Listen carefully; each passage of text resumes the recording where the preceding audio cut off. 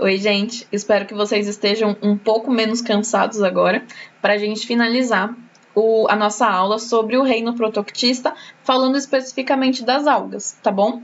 Então, a gente, no vídeo anterior, falou sobre todas as características gerais das algas, né? E agora a gente vai falar sobre como elas são classificadas, quais são os grupos das algas. É bastante legal essa aula. Eu acho, pelo menos, porque biologia é linda. E aí a gente vai entender várias coisas que acontecem no mundo, assim, que a gente vai ver, espera aí. Então, ó, vamos lá. Primeiro grupo, que é das algas euglenas, tá? Essas algas não é uma novidade para vocês. A gente conversou lá na aula sobre taxonomia, lá no começo do ano, que foi uma bagunça na cabeça dos pesquisadores, porque essa alga simplesmente faz as duas coisas. Ela fotossintetiza, ou seja, ela faz fotossíntese, mas ela também, quando não tem luz, ela também pode ser heterótrofa, ela pode se alimentar de matéria orgânica já existente nesse mundo. Então, quando os pesquisadores viram que existia um organismo que tinha essas duas propriedades, que funcionavam desses dois jeitos, eles não sabiam onde colocar. Ou eles colocavam em animal ou plantas. Lembram que antes só tinham dois reinos? Então, ou era animal ou planta. E essa bendita alga, ou esse bendito ser vivo, esse bendito organismo que fazia as duas coisas, onde que eles colocariam?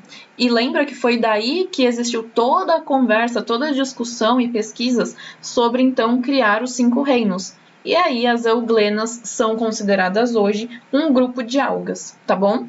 E aí a gente considera como um grupo um pouco mais primitivo das algas, mas que elas existem até hoje, beleza? Então, vamos entender um pouquinho mais das características delas. As euglenas são unicelulares, compostas apenas de uma célula, vivem em água doce e possuem um vacúolo contrátil. Antes de eu explicar qualquer coisa, vamos ver o que é esse vacúolo contrátil. Olha que legal esse vídeo. É esse vacúolo, é essa bolinha aqui que fica pulsando, que fica contraindo. Então, a gente pode chamar o vacúolo de ou contrátil, vacúolo contrátil, ou vacúolo pulsátil, porque ele fica fazendo esse movimento de pulsação ou de contração, tá?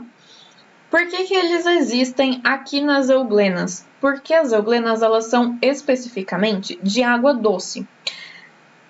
Quando a gente está falando dessa estrutura de vacúolo contrátil, a gente está falando de uma estrutura que é osmorreguladora, ou que vai regular por osmose, tá? Vamos entender tudo isso de um modo mais superficial e depois a gente compreende um pouco melhor.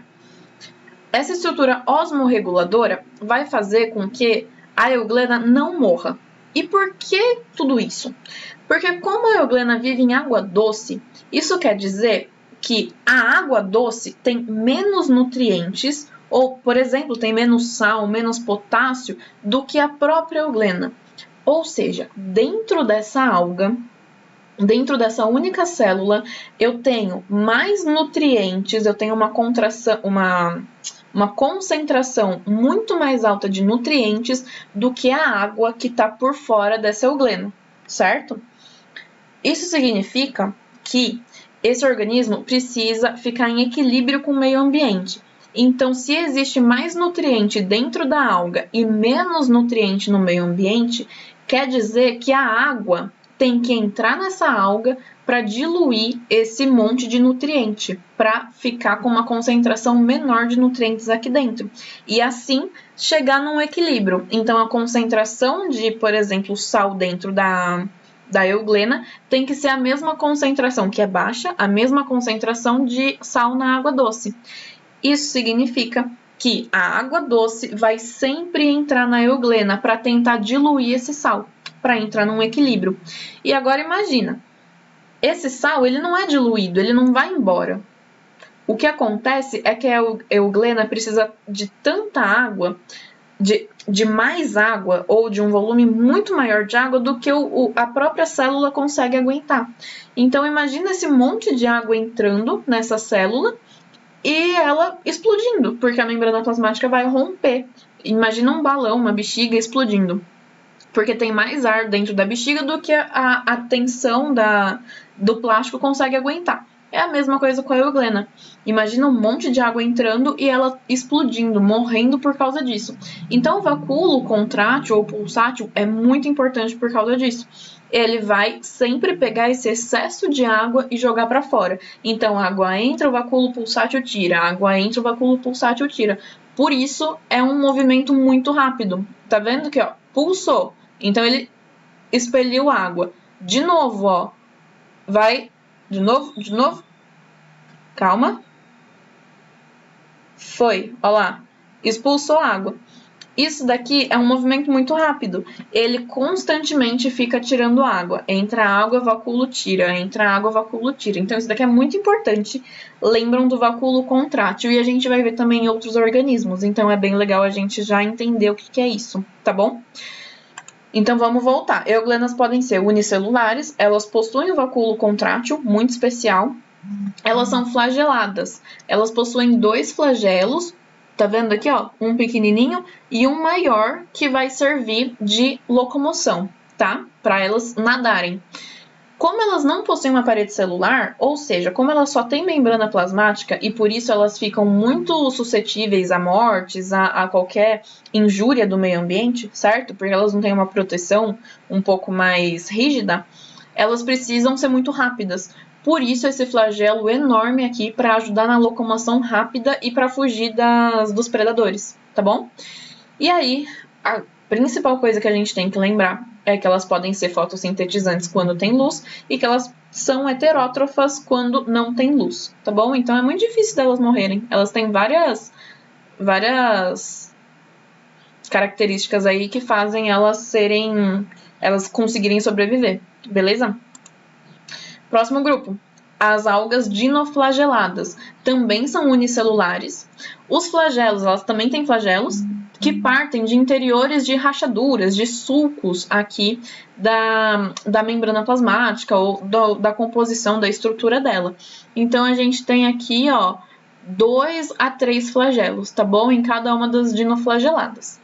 Beleza, aqui tá a estrutura dela. O que a gente precisa saber dessa alga é que são as dinoflageladas que produzem a maré vermelha, que podem produzir todas aquelas toxinas, tudo que a gente viu no vídeo anterior.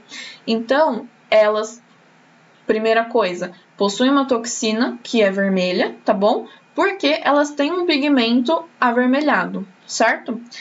Então, beleza, maré vermelha é um fenômeno que ela produz e um outro fenômeno muito legal que a gente também tem que saber dos dinoflagelados é a bioluminescência. E por isso que eu falei que essa aula é muito legal, porque olha que bonito. É muito lindo. Eu peguei um slide só para isso, para mostrar para vocês. Não sei se vocês já viram essas fotos e acharam que não era real, mas é real. Essas algas, os dinoflagelados, eles possuem essa emissão de luz. Eu peguei um vídeo aqui para mostrar para vocês de como o mar à noite fica com essa bioluminescência, fica iluminado, certo? Com um fator biológico, por isso bioluminescência. São os flagelados que vão fazer isso, tá? E daqui a pouco esse vídeo vai falar que... Desculpa, acabou de falar que é porque essa bioluminescência acontece por ser uma estrutura, um processo de defesa dessas algas. Então, para espantar predadores, essas algas emitem luz, tá bom? Então, de noite, um predador que é noturno, certo? Que está acostumado ali com algo mais escuro, vai ver essa luz e vai fugir, tá bom? Então, bioluminescência é lindo e é importante nas dinoflageladas, certo? Fechou essa parte então. Vimos 2 grupos já, euglenas e dinoflagelados. Um terceiro grupo é o das diatomáceas. São também unicelulares, são algas unicelulares. E aqui é muito legal, é interessante saber disso. É uma característica das diatomáceas é que elas têm uma parede celular dupla. Então, vamos pensar, como essa parede celular é dupla, elas precisam se encaixar. Então, uma conchinha, vamos pensar em conchinha, é maior do que a outra, certo? Porque ela precisa se encaixar uma na outra. E é o que está aqui nesse diagrama. Por que é muito legal? Por que a biologia é tão legal? Porque essas conchinhas, elas são vamos pensar que elas vão diminuindo a cada reprodução das diatomáceas. Isso daqui quase nunca cai no vestibular, tá bom? Mas é legal vocês saberem e é interessante saber, vai que cai. Então vamos lá. Vamos pensar em uma única diatomácea, em um único organismo. Tem uma concha maior e uma concha menor. Pronto, parede celular dupla. É isso daqui. Esse organismo, ele vai se duplicar. Lembra das bactérias, quando a gente estava falando de bipartição ou cisparidade, que é a reprodução assexuada que vai gerar 2 organismos? Aqui também acontece isso. Quando esse único organismo gera 2 organismos, um organismo vai ficar com a concha maior e o outro organismo vai ficar com a concha menor. Então, vocês conseguem pensar ou perceber que o organismo filho que ficou com a concha maior tem o mesmo tamanho do organismo que ele foi clonado, do organismo pai. O outro que ficou com a concha menor vai sempre diminuir de tamanho, porque ele já tem uma concha menor e ele vai produzir uma concha menor ainda para se encaixar, certo? Então, esse processo de diminuição desses organismos vai ficando muito, muito, muito menor, certo? Os organismos eles vão se reproduzindo e um sempre vai ficar menor. E conforme a linhagem, né, tinha o primeiro clone aqui, o organismo que deu origem, então teve uma reprodução, teve outra reprodução, teve outra, cada vez menor esses organismos vão ficar. Até que vai ter uma hora que vai acontecer o quê? Eles vão desaparecer? Eles vão sumir? Não. Quando eles ficarem no limite ali de tamanho, eles vão começar a se reproduzir sexuadamente e não por bipartição e não de modo assexuado. Então as diatomáceas, eles podem, de acordo com o tamanho desses organismos, eles podem mudar da reprodução assexuada para a reprodução sexuada. E isso é muito legal. Tá bom? É isso, é uma curiosidade. Talvez algum vestibular peça no sentido de algumas algas podem ter no mesmo representante reprodução assexuada e reprodução sexuada. Verdade ou falso? Ou então qual grupo de alga que é? E vocês vão saber que são as diatomáceas, porque vocês vão lembrar das conchinhas que se encaixam. Tá bom? Fechou? Então, e elas aqui, ó, bonitinhas, tá bom? Algas pardas. Esse é um nome comum, né? Um novo grupo que a gente tá vendo, mas elas também podem ser chamadas de feofícias. Elas são exclusivamente marinhas, tá bom? Elas ficam em oceanos, em mares. E elas são exclusivamente pluri- ou multicelulares. Essas algas, elas podem chegar até 60 metros de altura dentro da água. E elas formam kelpes. São florestas de algas que ficam lá no oceano. Geralmente isso acontece no hemisfério norte, mas é legal vocês saberem que também isso daqui não é montagem, não é uma foto falsa, fake. Realmente essas algas são enormes e lembra que eu falei lá no primeiro vídeo? Por estarem dentro do mar, elas conseguem ficar eretas, elas conseguem ficar com uma estrutura de pezinho assim, porque tem muita pressão da água. Quando a gente tira essa alga de dentro da água, ela desmancha, certo? Ela vai ficar molenga. Beleza. Algas pardas a gente viu. Algas vermelhas, que são as rodofícias. Elas são geralmente marinhas, mas também pode acontecer em água doce. A maioria delas são pluricelulares, tá bom? Sejam grandonas assim, ou pequenininhas, que a gente só consegue ver em microscópio, mas geralmente elas são pluricelulares. Uma característica muito importante é a da endossimbiose. O que é isso? O que é uma endossimbiose? Quer dizer que essas algas, elas vão ficar dentro dos corais, tá? Endossimbiose nas algas vermelhas, nas rodofícias. Quando a gente está falando de endossimbiose com corais, a gente está falando que essas algas vão ficar dentro de corais e aí elas vão se beneficiar de alguma coisa que o coral produz, mas ela não vai prejudicar o coral, tá bom? Então, endossimbiose é quando acontece uma simbiose dentro de um outro organismo. E aí quer dizer que esse organismo que está dentro desse outro organismo maior, ele vai se aproveitar de algum nutriente, de alguma coisa que ele produz. Mas isso não vai faltar para o organismo hospedeiro, tá bom? Então, o organismo hospedeiro, o organismo maior, que vai ter esse endosimbionte, não vai ser prejudicado. É isso que as algas vermelhas fazem e que é legal vocês saberem. É um exemplo de endossimbiose. Aqui no Procurando Nemo, a gente tem uma arte muito bonita também de vários corais. Então, se vocês nunca tiverem visto um coral, lembra do filme. Tudo isso daqui, aquela parte bem colorida do fundo do mar, são corais. E dentro desses corais podem ter um monte de algas vermelhas, tá bom? Algas verdes, clorofícias. São verdes porque tem muita clorofila e não tem nenhum outro pigmento que vai mascarar essa clorofila, tá bom? Podem ser uni- ou pluricelulares, estão sempre ou nos dois ambientes, ou marinho ou de água doce. E o que é importante a gente saber é que lá nas algas vermelhas tinha a endossimbiose, aqui nas algas verdes a gente tem o mutualismo. Isso é muito importante porque a gente está falando de líquens. E quando a gente estiver falando lá do reino dos fungos, a gente vai entender certinho qual que é a importância disso. Os líquens, eles são uma relação mutualística, ou seja, os dois organismos se beneficiam mutuamente entre algas e fungo.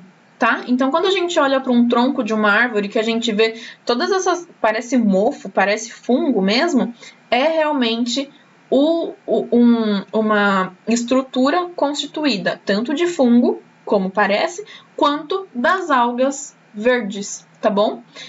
E aí elas estão ali numa relação muito boas para ambas as espécies. E elas ficam geralmente aqui no tronco das árvores, tá bom? No lado terrestre mesmo. Então, essas algas, elas vão se aproveitar da umidade que o fungo dá para que elas possam sair da água e ficar no ambiente terrestre.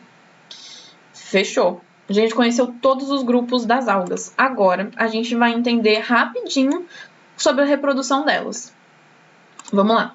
A gente tem uma reprodução assexuada, que é a divisão binária, que a gente conhece desde lá das bactérias do reino Monera, que a gente também viu lá nos vírus também, quando a gente comentou sobre os bacteriófagos, né? Então, vamos entender direitinho que é o mesmo processo, mas com organismos completamente diferentes. Então, divisão binária aqui nas algas, ou no reino protoctista, é basicamente um organismo principal, um organismo original, certo? Que vai se duplicar. E aí vai formar dois descendentes clones. Vai ter um aumento aqui de todas as suas estruturas, do núcleo, do citoplasma, das organelas, do flagelo, e vai gerar dois organismos diferentes, dois organismos clones, tá bom? Reprodução assexuada ainda, ou seja, só para relembrar, eu não relembrei no outro slide, mas vamos relembrar aqui. Assexuada é quando não tem troca genética, tá bom? Por isso que no outro slide eu falei de clone. Fragmentação do talo é a mesma coisa. Lembra que algas são talos? Elas não têm tecido verdadeiro? Então, quando a gente fragmenta um pedacinho dessa alga, desse talo, esse próximo talo vai também produzir um novo clone do organismo original, tá bom? Então, vamos pensar assim. Você tem uma alga aqui, ó. Esse talo em pezinho aqui. Um peixe bateu, um tubarão bateu, uma baleia cortou, mordeu ali e cortou ou bateu. Por algum acaso do meio ambiente, esse talo vai ser fragmentado, tá? Quando ele fragmenta, ele vai cair no solo e dali a pouco ele vai começar a aumentar o número de células. E aí ele vai formar um clone do que era o original. Beleza, normal, fácil. Agora a gente tem um último tipo de reprodução assexuada, que é por esporulação ou zoosporia. Então, de novo, a gente tem o mesmo nome, o mesmo processo lá das bactérias de esporulação, mas aqui a gente vai ver que difere bastante, tá bom? Então, não confundam esporulação das bactérias com a zoosporia ou esporulação do reino protoctista. São coisas diferentes. Anota no caderno, pinta, são coisas completamente diferentes, tá bom? Na zoosporia, o que vai acontecer? É realmente uma reprodução. Uma alga, um talo, que é multicelular, ou seja, que tem 1, 2, 3, 4, 5, 6, 7, 8, 9 células aqui no desenho, o que vai acontecer? Uma dessas células vai começar uma só dessas células vai começar a produzir vários esporos, ou que a gente vai chamar de zoósporos, tá bom? Que são basicamente pedaços ou partes do material genético dessa alga que vai ficar dentro de um esporo que tem um flagelozinho e que vai poder nadar para longe desse organismo original. Vai nadar, vai embora e vai se fixar num substrato e criar um novo clone longe, porque agora ele pode nadar. Então vai criar longe desse organismo original, tá bom? Mas ainda assim eu tô criando clone. Esses desenhos representam a mesma coisa. Então, lá no reino Monera, quando a gente falava de esporulação, a gente estava falando de um mecanismo de sobrevivência das bactérias, tá bom? A gente não estava falando de reprodução. Aqui a gente está falando de reprodução, porque eu gero um novo organismo a partir do original. Lá nas bactérias, lá no reino Monera, a gente estava falando do mesmo organismo que, ao invés de morrer, ele se recolhia dentro de um esporo, lembra? Para depois ele voltar a viver com todas as funções. Então são coisas diferentes, vamos lembrar disso. Beleza. Reprodução sexuada. Sexuada, ou seja, que tem trocas de materiais genéticos. A gente não cria mais clones, a gente cria descendentes com a sua própria carga genética diferente dos pais. Ótimo. A gente tem o ciclo haplobionte-aplonte. Calma. Eu vou mostrar para vocês que existe isso, mas não vou falar hoje, tá bom? A gente vai ter uma aula específica para a gente conversar sobre esses ciclos. Então, só para vocês saberem, as algas do reino protoctista possuem o ciclo haplobionte-aplonte. É esse nome esquisito, mas depois a gente vai entender. Aqui a gente tem troca genética. Mesma coisa é esse outro nome muito assustador, que é o ciclo Até travei aqui. Ciclo haplodiplobionte. Ou a gente pode facilitar esse nome chamando de alternância de gerações. E mais pra frente a gente vai entender, tá bom? Mas é importante vocês saberem. Nas algas do reino protoctista existem na reprodução sexuada o ciclo haplobionte-aplonte e o ciclo haplodiplobionte, tá? Depois a gente entende. Vamos ter uma aula mais leve por aqui. E aí, a gente tem um tipo de reprodução sexuada que a gente já conhece, que é a conjugação, tá? A conjugação, bem parecida com o que as bactérias vão fazer, é realmente 2 talos de algas que ficam pareados, vão criar uma ponte entre eles, ou seja, células do mesmo nível vão esticar a membrana plasmática para formar uma ponte, e aí o material genético vai passar de uma para outra. É legal dizer que a gente diferencia quando, vamos pensar que aqui na célula, no talo da esquerda, tá? Nesse talo aqui, a gente tem um material genético que vai ser passado para o talo da direita. Então, esse material genético que vai ser passado é o masculino. E aquela célula que vai receber o material genético tem o material feminino, tá bom? Então, é só um jeito de diferenciar, porque é sempre de um talo, de uma alga, que passa para outra. Então, a gente tem uma mistura de material genético. Por isso, a gente chama de reprodução sexuada do tipo conjugação. Fechou? A partir do momento que esses materiais genéticos forem misturados, aí gera-se um zigoto, tá bom? Ou gera uma membrana que possui esse material genético diferenciado, né? Que vai gerar uma nova alga. É esse o ciclo, tá bom? Foi mais leve. Não esqueçam de anotar ciclo haplobionte, aplonte e haplodiplobionte das algas, tá bom? Coloca um asterisco aí, porque a gente vai ver em aulas futuras. Então, só retomar rapidinho. Reprodução assexuada por divisão binária. Existem vários tipos agora, lá nas bactérias não tinha isso. Então, reprodução assexuado por divisão binária, por fragmentação do talo, por zoosporia, que tem o mesmo nome, esporulação. Reprodução sexuada, esse nome difícil, o outro nome difícil e conjugação, que vocês sabem como é que é, e eu expliquei aqui o processo específico das algas. Beleza? Gente, beijo, se cuidem e fica faltando, só pra gente relembrar, que a gente tá falando de reino protoctista, fica faltando os protozoários do reino protoctista. Por isso, a gente vai falar nos próximos vídeos, tá bom? Beijo e se cuidem, gente!